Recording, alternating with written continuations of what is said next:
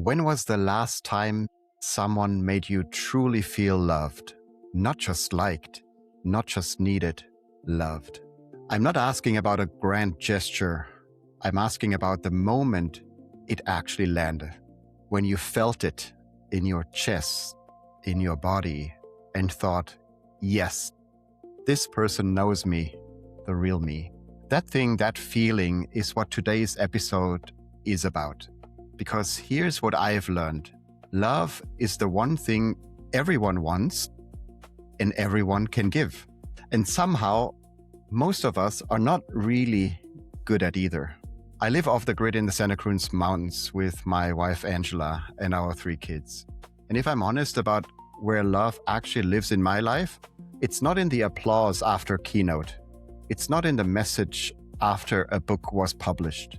It's in the morning when I go from room to room waking up the kids. I lean in close and I say, it's a beautiful day. It's your day. Let's make it the best one yet. 3 kids, half awake, not yet performing anything for anyone. Just there, just real. And it's in the evenings when we're all in the kitchen making dinner together. Nobody's being impressive. We're chopping and steering and talking over each other. And somewhere in the middle of all that noise, I look around and think, this is it. This is what actually love looks like. Today's guest has spent 30 years studying that feeling, not as a poet, as a scientist. Sonja Lyubomirsky is one of the world's leading scientists of happiness, a distinguished professor of psychology at UC Riverside, who has spent 30 years figuring out not just why some people are happier than others, but how any of us can actually get there. Her work has reached readers in 39 countries, and her new book asks the question at the heart of today's conversation. Why do so many of us feel unloved, even when we are surrounded by love? This is The Future is How. I'm Frederik, and this is Sonja. Sonja, welcome to the show. It's a pleasure to be here, Frederik. And that was the most beautiful introduction I think I've ever had for a podcast or a talk that I've ever given. Thank you. It really moved me. Thanks for being here. Sonja and I met in Copenhagen. We were both there to speak at a conference, which sounds appropriately serious, until she told me the real reason she'd come. She wanted to eat at the best restaurant in the world, and the conference was how she got invited. I don't know a more honest thing I can say about someone. We shared an Uber to a rooftop, looked out over the city, and I thought, I need to get this person to this podcast. Well, Sonja, you're finally here. Welcome. Thank you. I think it's been a year or 2 years since that conference. Thank you. Yes. And so before we go anywhere, I have to ask, this morning when you woke up, did you feel happy? Did you feel loved? Because you spent 30 years studying both, and I'm genuinely curious, what's it like to live inside that research? Yeah. Well, of course, doing research on something doesn't mean that you're always feeling that something, but I am a generally happy person, and I do have a lot of love in my life, tons of love. Love is everywhere. We'll talk about that. But actually, usually when I wake up in the mornings, to be vulnerable, I feel a little anxious. I have a little anxiety when I wake up in the mornings as I'm waking up. And then when I get up and get going, it's gone. So it's actually very interesting. And someone told me, well, maybe it's because cortisol levels are high when you're waking. But this morning, actually, I had a Zoom with a new friend that I feel very, very close to. And I woke up thinking about it and feeling kind of the love of that friend. So I actually did feel loved when I woke up this morning. Amazing. 2 things we learned immediately. Get out of bed. Yeah. And maybe talk to a friend, right? Exactly. Which is like a magic potion when you think about, like, have you ever been like heartbroken or really sad about something or really anxious or really angry, and then you talk to a friend and you go from like a -7 to a +4? How much money would you pay if there was a pill that had, led to that, right? And then yet we have that with friends and with people we love. Amazing. Thanks for sharing that. So what's something you were most wrong about early in your career? A belief about happiness that the research eventually overturned? Wow, I don't know how to answer that question. Thank you for stumping me right at the beginning. What was I wrong about? Well, I guess the very first thing that I was wrong about is the very first thing I studied was social comparison, how people compare Mm. themselves. We all compare themselves to others. And so I thought that happy people compare down and unhappy people compare up, right? So unhappy people are comparing themselves to those who are better off than them, who are more intelligent, more beautiful, etc., make more money. And that happy people compare down. That's why they're happy. They compare themselves to people who make less money and who are less intelligent and less beautiful, etc. And I was completely wrong about that. And when we interviewed people who are happy and unhappy, when we asked happy people, well, who do you compare yourself to? They almost didn't understand the question. I mean, of course, we all can't help but notice differences, but it's just not something they did. And unhappy people were like, oh yes, I mean, they gave us a whole monologue about who they compare themselves to. So basically, unhappy people compare both up and down to everyone and everything, and happy people just don't tend to compare much. So anyway, that was my first mistake. Well, my first sort of wrong hypothesis, but I was happy to get it right. I think we're now living in times where we probably have more tools at our disposal to compare ourselves, right? We go on social media and we see 1,000 ideas, 1,000 people, millions of opinions, and we start comparing ourselves, right? Is that making us unhappy? Yes, and you're absolutely right.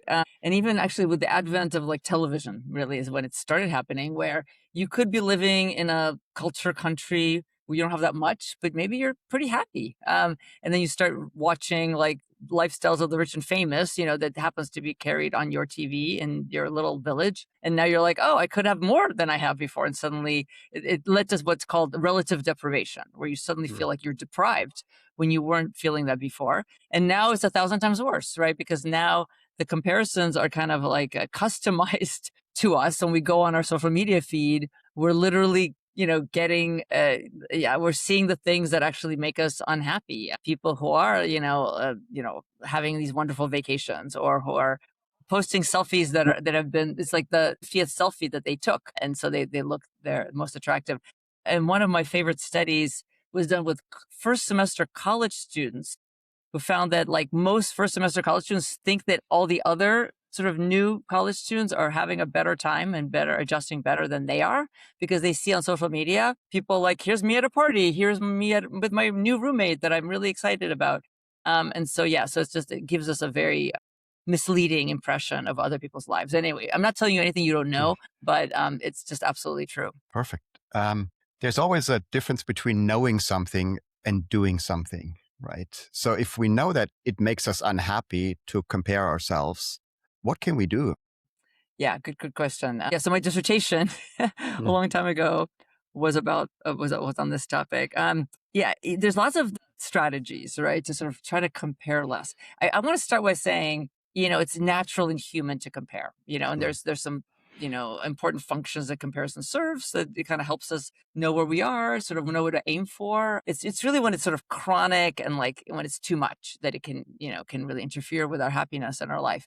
And so you just sort of try to, some people meditate. You learn to meditate to kind of learn to, when you find yourself comparing, just distraction, you can try to distract yourself, and really, it's really focusing on yourself, focusing on your own internal standards as opposed to someone else's, right? So when I go for a run, I'm like, I want to beat my last time, as opposed to oh, damn, I'm not, as good as that person. Because there's always someone better off than you. So if you use comparison as a way to sort of regulate your emotions, you're always going to be, unhappy, because there's always, I remember actually hearing a radio show about, I think it was an NPR episode about people who are very wealthy, and they were talking about this person who has this huge mansion on a hill, really the nicest house you could ever possibly live in. And they said, that person with that huge mansion, you know what they're thinking about? They're thinking about the house across from them that has maybe a slightly better view, slightly nicer cars in the garage. So there's always someone better off than you. So so just try to focus on yourself and your own standard, as opposed to comparing yourself with others. Love that. Does that mean instead of comparing ourselves to others, we should compare ourselves to the version we were yesterday? Well, that's one way. And by the way, that could become toxic too, I guess, if you're too obsessed with that. Interesting.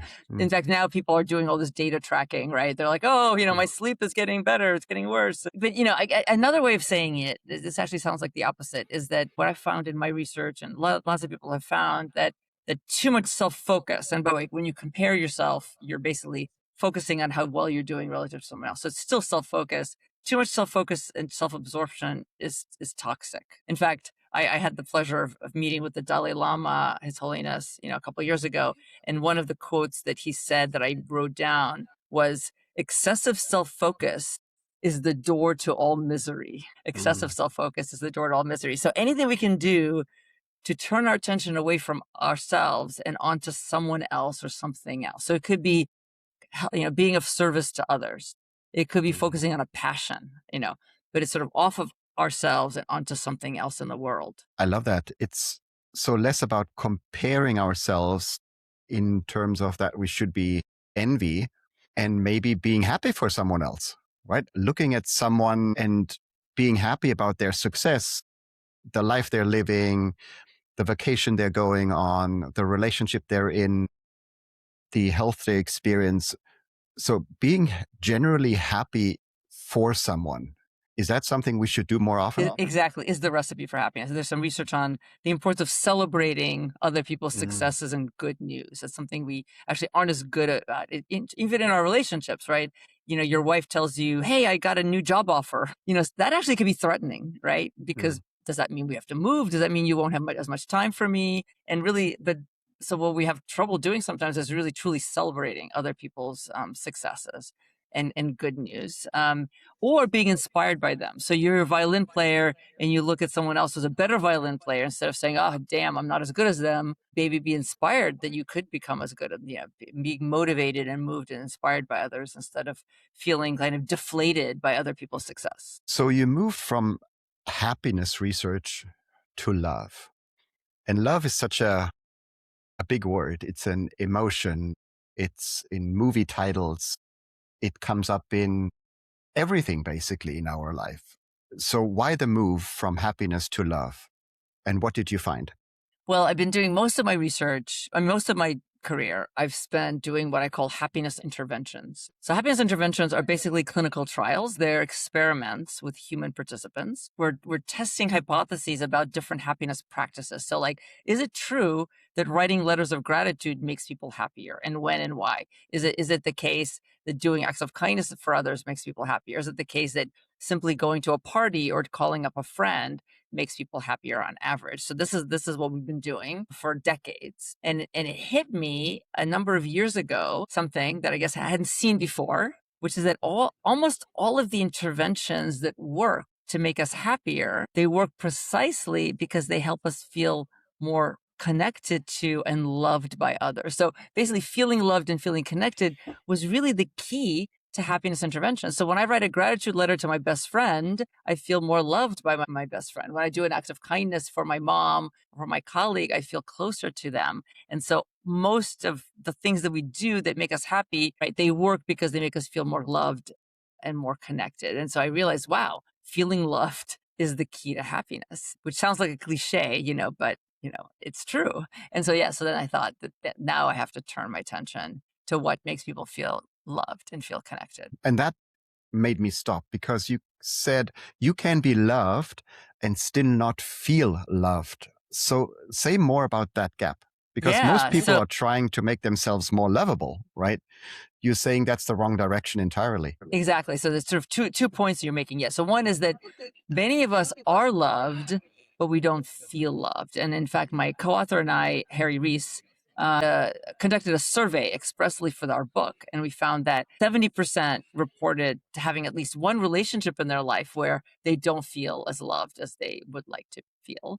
And 40% said they'd like to feel more loved by their romantic partners. That's a lot. That's a lot of people. I actually think that's probably an understatement, those numbers. So we often are loved, but somehow it's not, that love is not getting in. And so there could be reasons for that. And so what do we do when we don't feel as loved as we want to be? We think, oh, I need to somehow make myself more lovable. Maybe I need to be more successful or beautiful, maybe desirable, or I need to somehow show how wonderful I am to the other person. Maybe I should hide my weaknesses and shortcomings, because that person might love me more, or they wouldn't love me, anymore if they knew about some of my faults. And that's really the wrong approach. And so, as you say, it's really the wrong approach, because it doesn't actually make us feel more loved. And it's interesting because really the key to feeling loved is to be known. So Frederik, if you don't know me, I can't really feel loved by you because I'll always want, because then what are you loving then, right? Like I always wonder if he knew me, then maybe he wouldn't love me. So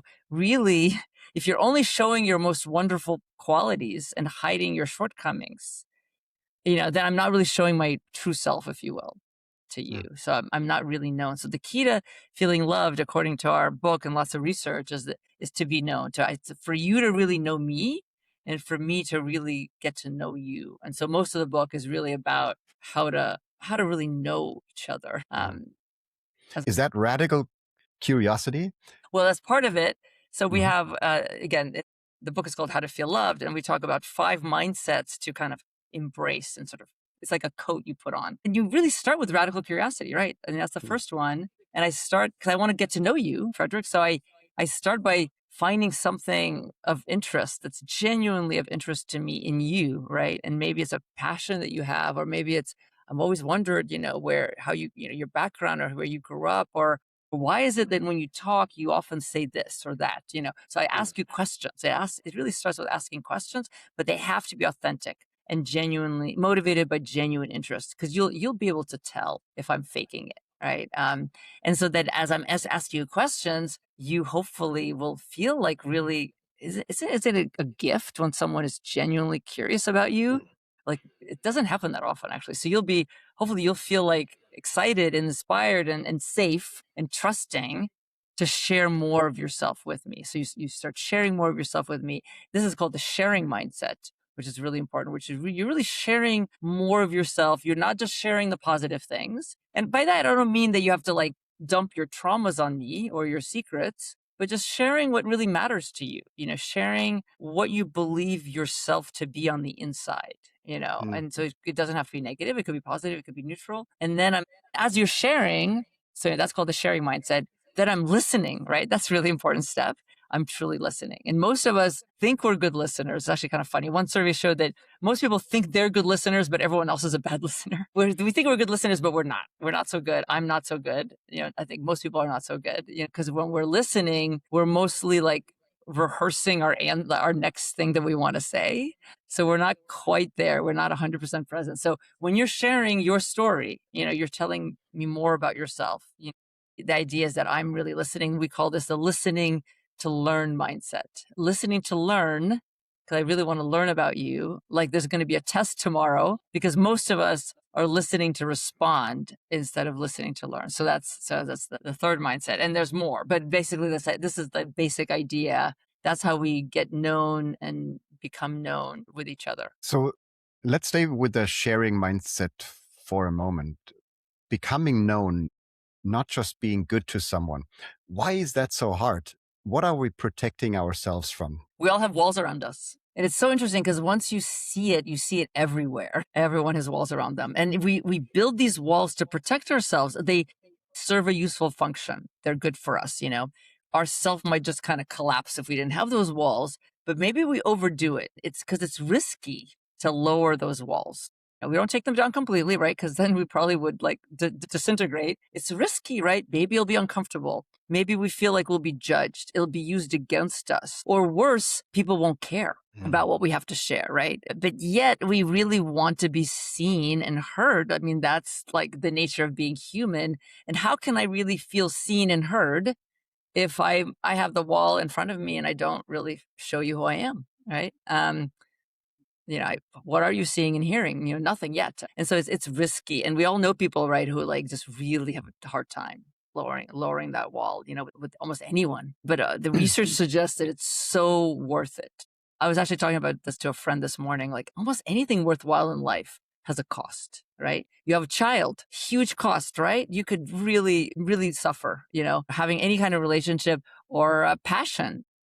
Some things go wrong. So your life is full of risk, and we need to take those risks. What's something that truly surprised you in your research? And maybe it's something that you also have a hard time to live by in your day-to-day life. It's funny. I get this question sometimes, and I always have trouble answering it because when you're doing research for many years, you sort of you stop being surprised so much, right? But one thing actually I will mention, which is really relevant to what we were just talking about, is something called the vulnerability paradox. The vulnerability paradox, which is that we think that people will like us less when we reveal something negative about ourselves. And actually, if done right, people like us more. That's why it's a paradox. And so even now, knowing it, I still find it a little surprising because I think it doesn't make sense, right? I want you, right now we're talking, I want you to think that I'm smart and interesting and funny and kind, right? I want you to think all those positive things about me. And yet and if I show all those things, I might impress you and I might actually succeed at getting you to admire me. But that doesn't really forge a connection. Sort of true connection comes from vulnerability, showing a little bit more of myself. But it just seems it's counterintuitive. One little story I like to tell, when John F. Kennedy, after the Bay of Pigs, went on TV, because it was a huge disaster, and those history buffs know about what that was in Cuba. And he admitted to everyone that he made a mistake. And apparently his approval ratings shot way up after he did that. And so that's a little bit of a paradox, right? You think if you say, oh my God, this is a stupid thing that I did. I'm sure that's not how he put it, but why would that get people to like you more? It does have to be done in the right time and the right place. It's not just sort of dumping all the negativity onto someone else. You have to read the room. I love that. Thanks for sharing that paradox. So we talked a lot about love in relationship to each other, to another person.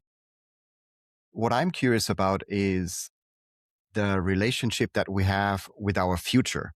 I think most people have a love-hate relationship with their future. When we feel like we are creating it, we're in control, we love it. When we feel like it's happening to us, when it's out of our control, we fear it. Does your research have anything to say about that emotional dynamic?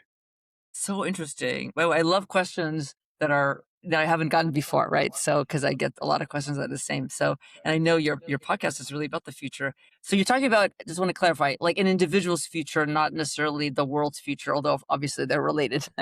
Yeah, I mean, the future is so important. People say that that's what one major difference between humans and animals is that we really, we think about the future, right? In a way that animals don't. One way to think about happiness is it's all about anticipation and it's about expectations. And so you're happy when your expectations are fulfilled, positive expectations are fulfilled, and you're unhappy when they're not. And so that's one way to relate, I guess, my work to the future thinking, at least thinking about the future. It's kind of all about, it's all about expectations. In fact, for a long time, Denmark was the country that was happiest. The last few years has been Finland.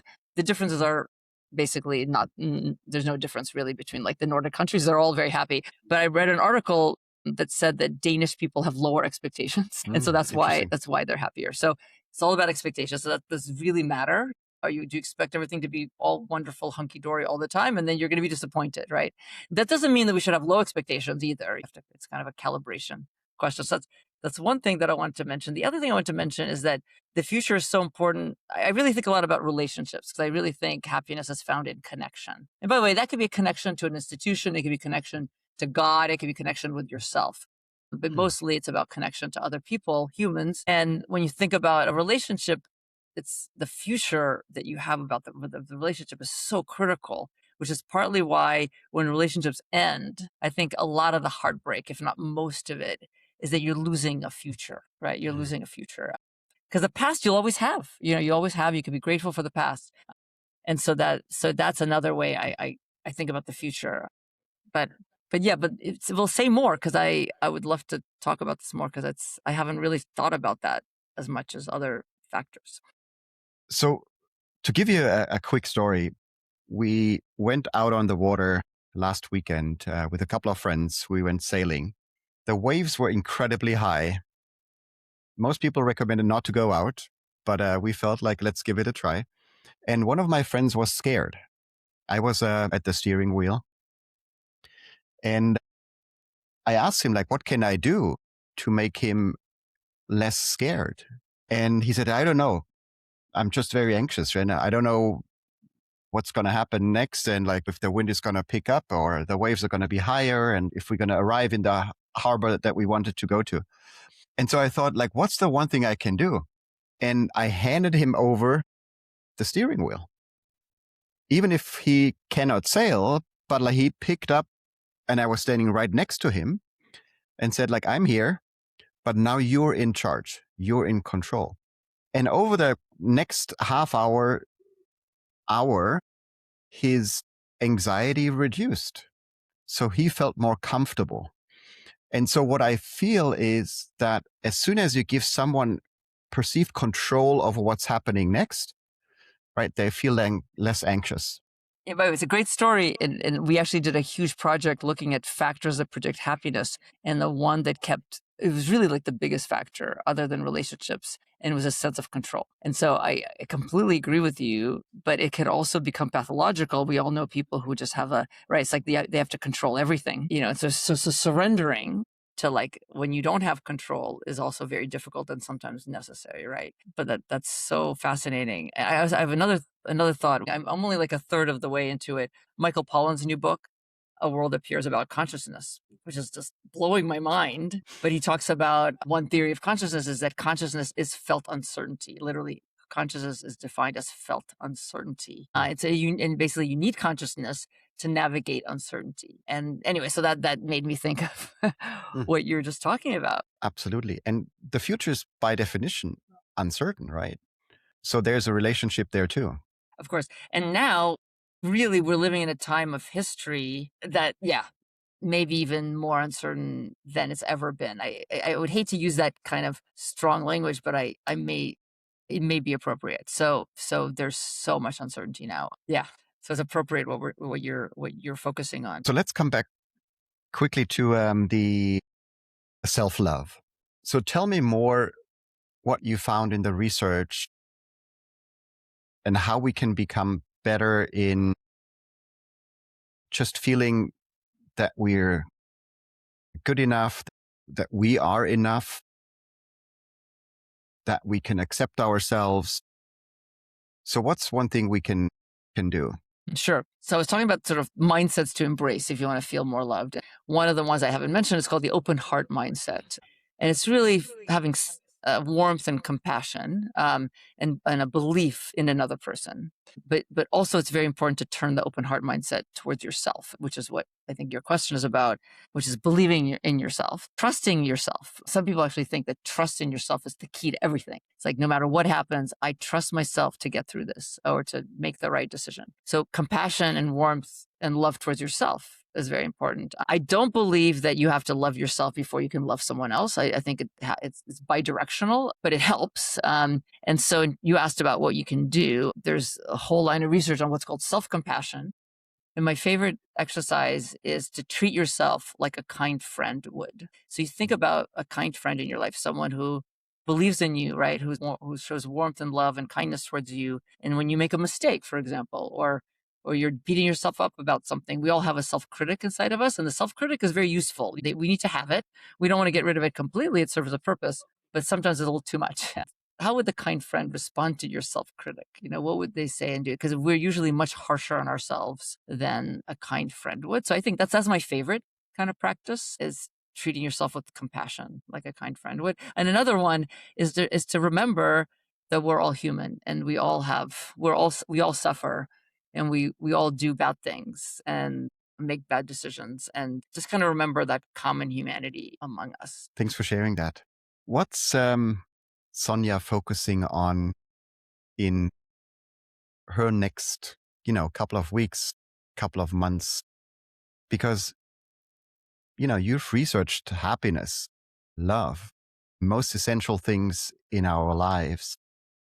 What are you doing maybe on a daily basis, on a weekly basis? What are some of the rituals that really help you to find that happiness, to feel more love, and to give more love? I think what I'm focusing on is, first of all, continuing to have what I call deep intimacy with other people in my life. And by deep, it's really what I'm seeking for, what I'm seeking all the time. And deep intimacy can look very different, or could be just you're looking in someone's eyes and you really feel like you see them, and it often is in the form of a conversation or affection. So I continue to do that, and that comes fairly easily, not actually easily to me, but it's something that I've very practiced at. What I really need to grow more in, that I'm working on, is presence, listening and presence, and to really be in the moment.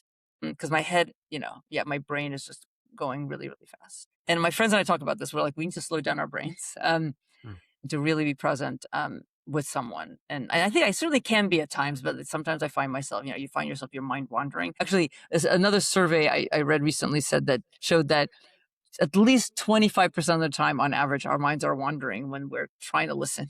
So that's what I'm working on, is really to try to be more present rather than thinking like about what I have to do tomorrow, or just my mind wandering, to really be present with that person, to truly listen. And the third thing I'm working on a lot is actually curiosity. One of my biggest fears is boredom. And I feel like I get bored easily. I feel like I could predict most conversations when they're happening. I can predict what people are going to say, which can be really a barrier to curiosity. So I'm trying to figure out how to not be bored, basically, and to find something of interest in every conversation, in every human, right? In every situation, which I think is challenging sometimes. Tell me more about the boredom piece, because that's what I hear from my kids too. Like, Daddy, I'm bored. And so I think it's something we unlearned, just to sit with boredom, to sit with something that's not exciting, something that gives us a pause. So how can we become better? Actually, I was talking to a friend about this, who also said, "Oh yeah, I remember when I was a kid, I used to say I'm bored all the time." So I definitely had that, and I got out of it. And then, of course, as an adult, there's so many things that are capturing our attention, and we're so lucky, depending on our work and our social network, just to be surrounded by lots of activities and things we're learning and all of that. I think it's more about conversations. So it's really boredom during conversations. Because I think if I'm just alone with myself, I think that could be wonderful. I'm not bored. So here's the problem that I'm having. I feel like, and I don't know, maybe this is going to sound boastful or somehow elitist, but I feel like I can predict how people are going to finish their sentences 80% of the time. I kind of know what they're going to say. Now, not necessarily in the exact words, but I kind of know the gist. It's not magic. I'm not brilliant. It's just machine learning. It's just pattern recognition, right? It's just like the older you get, the more conversations you've been in, the more people you've gotten to know. I just know what people are going to say, again, roughly 80% of the time. And that's what leads to boredom, because I'm like, I know what they're going to say. So it's not interesting. Can you also predict like how people will feel at the end of the sentence? I'm going to write that down. That's interesting.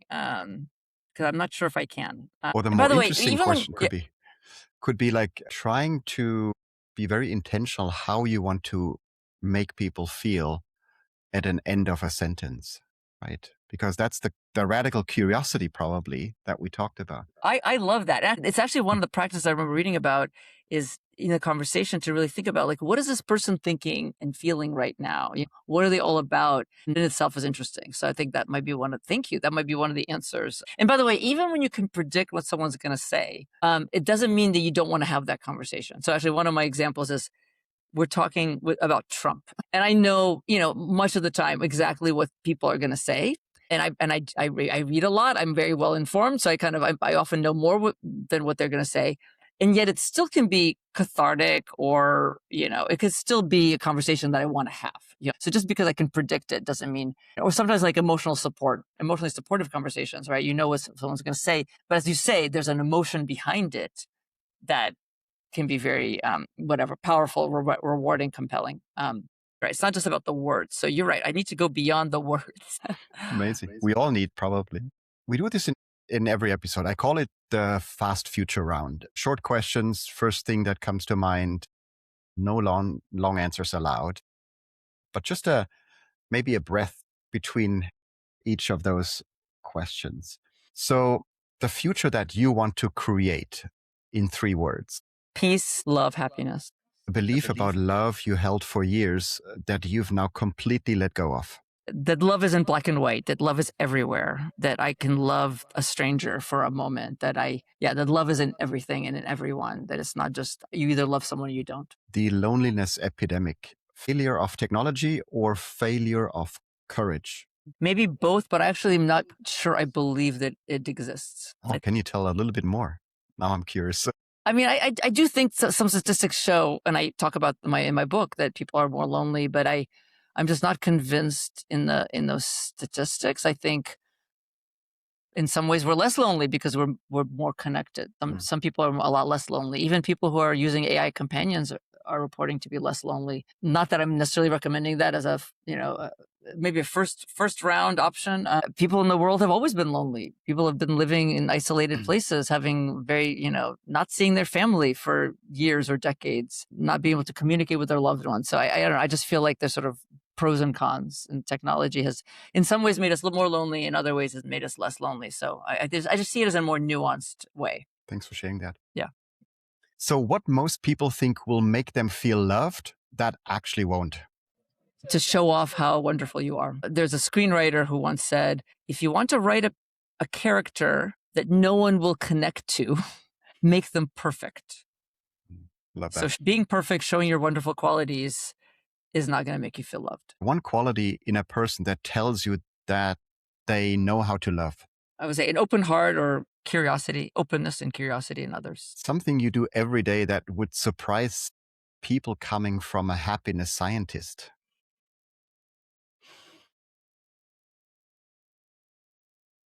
I guess I would say waking up with a little bit of anxiety. So finishing this sentence slowly. The most important thing I know about love that I didn't know 20 years ago is love is everywhere. Kind of what I said before. You can have drops of love even with a stranger for a moment. Love is everywhere. Love is in all of us. You can love everyone. Amazing. So to slowly come to a close, for someone listening right now who realizes they don't feel loved, not because they aren't loved, but because something is blocked, what is the smallest possible first move? Something they could actually do today? Pick one relationship in their life where they don't feel as loved, where something's blocked, and seek that person out and ask them deep questions about themselves and their life. So show curiosity in them, ask deep questions to that person. That's the first step. Last question, not the research answer, your answer. What does being loved feel like for you right now in your life? Yeah. It feels, well, first of all, on the other side of love is sadness. On the other side of love is grief and loss, because it's very risky. So when I think about love, I was thinking about this morning, actually. It's like an open heart, it's an openness, and you're really opening yourself up to risk and loss. So it feels so beautiful and like expansive, but it also, there's a tinge of sadness to it because it might end or you might lose it. And that's okay, because that's part of life. So yeah, so that's how I feel, like kind of expansiveness and abundance, but also with a tinge of grief and loss and sadness. Thank you so much, Sonja. That was beautiful. That was with a lot of love. And I think today, 3 things from Sonja and from this conversation that you can actually do. One is tell someone something true about yourself that you usually keep quiet. Not dramatic, just real. Watch what happens when you let yourself be a little bit more known. The second thing, the next time you're with someone you love, ask them a question you genuinely don't know the answer to. Not how was your day, something you're actually curious about. Radical curiosity is a practice, not a personality type. And 3, make love visible in something small today. A morning whisper, a meal made together, a moment where you stop and actually look at the person in front of you. Love doesn't need to be grand to land. It just needs to be real. That's The Future is How, from within. See you next time. Thank you so much, Sonja. Thank you. That was beautiful. Seriously, Frederik, I love talking to you. You're so deep and thoughtful. Thank you. I can only mirror that back.